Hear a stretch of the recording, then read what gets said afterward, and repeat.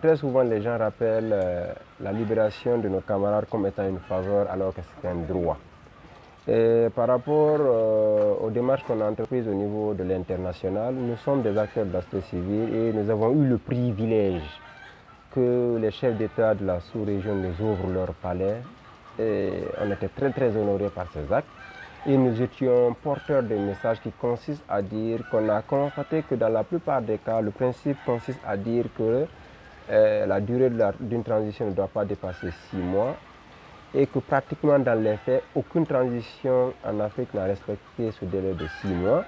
Donc ce principe est en train de tomber en désuétude. Donc nous étions allés leur demander de faire en sorte que ce qu'ils imposent aux nations soit réaliste et faisable.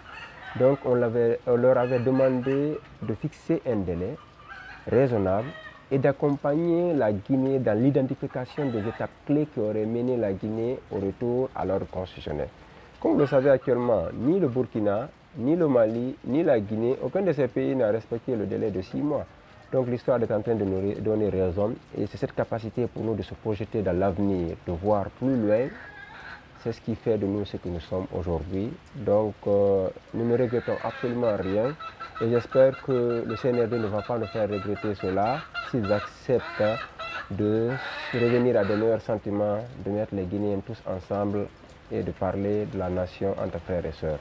Vous pensez que le CNRD n'est plus dans l'esprit du discours prononcé le 5 septembre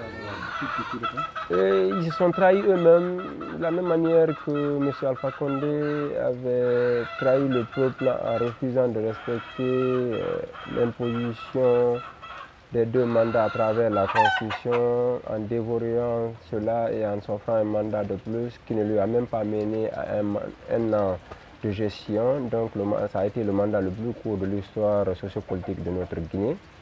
L'histoire a fini par nous donner raison et nous n'aimerons pas que le CNRD qui nous a libérés de tout cela se retrouve dans la même situation. S'ils ne l'acceptent pas, ils imposent leur déshydratat, ils risquent de se retrouver avec l'échec et ils n'auront que leurs yeux pour pleurer.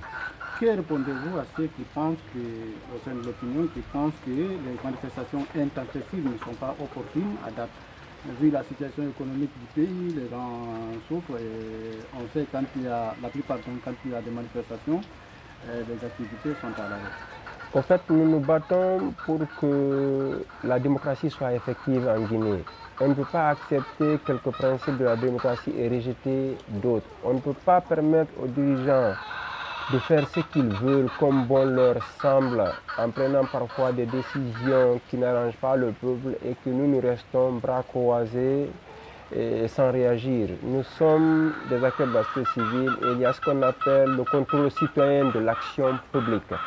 Donc ceci étant, il est de notre responsabilité d'utiliser tout ce qu'on a utilisé comme démarche, au point que vous-même vous avez estimé qu'on était en train de faire la campagne pour le maintien du CNRD au pouvoir, alors que ce n'était que des voies et moyens qu'on était en train d'explorer, exploiter, afin d'harmoniser les positions pour le bien du peuple sans avoir à recourir aux manifestations. Mais après avoir échoué toutes ces tentatives de le faire comme ça se doit à travers ces démarche, nous n'avions que la rue comme dernier recours et c'est ce qu'on est en train d'utiliser. On avait même prévu de faire une manifestation par semaine tant qu'on n'obtient pas, tant qu'il n'y a pas de satisfaction de nos points de revendication. Mais comme vous le savez déjà, n'étant pas animé de mauvaise foi, lorsqu'on est rappelé à l'ordre, lorsqu'il y a des démarches de médiation, nous acceptons de céder pour vraiment le bien de tout le monde.